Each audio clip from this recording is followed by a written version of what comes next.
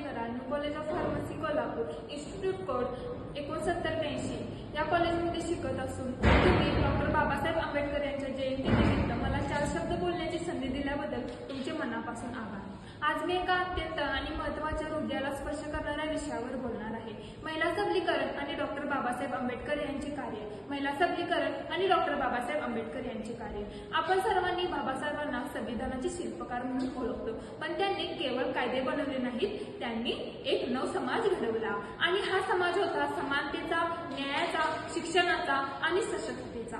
हा समाज होता समानतेचा, न्यायाचा, शिक्षणाचा आणि सशक्ततेचा. स्त्री ही समाजाची खरी आधारशिला आहे. बाबासाहेब म्हणायचे, स्त्री जर शिक्षित, सशक्त आणि आत्मनिर्भर असेल तर संपूर्ण समाज सक्षम होतो.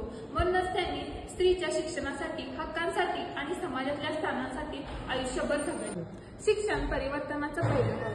बाबासाहेब स्वतः फार गरिबीत होते. शिक्षणाच्या जोरावर त्यांनी जग बदललं. ते म्हणायचे, शिका, संघटित व्हा आणि संघर्ष करा. स्त्रियांनी शिकावं हीच त्यांची पहिली मागणी होती. सन 1920 ते 30 या काळात जेव्हा स्त्रियांना शिक्षण घेणं म्हणजे वावगं समजलं जायचं, तेव्हा बाबासाहेबांनी मुलींना शिष्यवृत्ती, वसतिगृह आणि शिक्षणासाठी प्रोत्साहन दिलं. त्यांनी अनेक स्त्रियांना सभांमध्ये बोलायला लावलं आणि त्यांचा आत्मविश्वास वाढवला.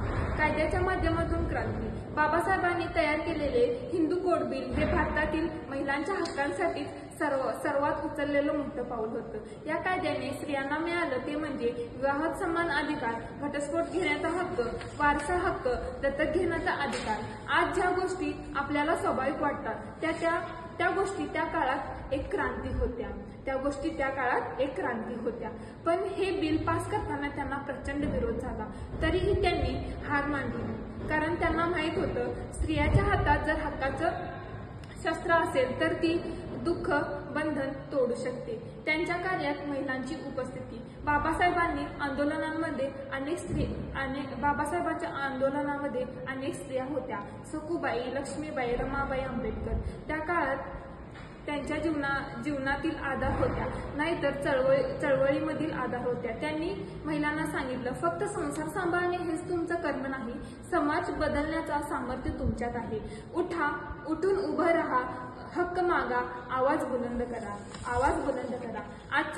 आजचा काळ आणि आपली जबाबदारी. आज भारतात महिला सगळ्यात पुढे आहेत. डॉक्टर, इंजिनियर, शास्त्रज्ञ, सैन्य अधिकारी, पायलट आणि उद्योजिका.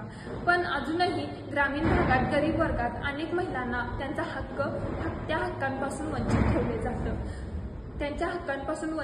ठेवलं जातं. स्त्री भ्रूण हत्या, बालविवाह, कौटुंबिक हिंसाचार अजूनही आपल्याला दिसतो. म्हणून बाबासाहेबांचं स्वप्न आजही पूर्ण झालेलं नाहीये. बाबासाहेब म्हणाले होते, I measure the progress of a community by the degree of progress which woman have achieved. जर आजही स्त्रिया मागे राहतील तर समाजाची प्रगती संपूर्ण होऊ शकत नाही. म्हणूनच बाबासाहेबांनी दाखवलेला मार्ग शिका, कारण शिक्षण हेच खरे शस्त्र आहे.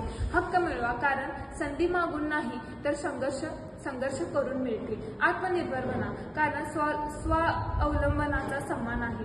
हा मार्ग आपणही स्वीकारायला हवा. आज मी इथे उभी आहे कारण बाबासाहेबांनी हजारो लोकांना आवाज दिला. उद्या एका सशक्त महिलेमुळे कदाचित अनेक कुटुंब उजळतील. ही साखळी अशीच चालू राहायला हवी, शिक्षण ते सशक्तीकरणापर्यंत. म्हणून शेवट मी एवढेच म्हणेन, तुमचं शिक्षण हे फक्त तुमचं वैभव नाही तर ते समाजाचं भविष्य आहे. आणि सशक्त स्त्री ही खरी बाबासाहेबांना दिलेली अभिवादन आहे. जय भीम. धन्यवाद.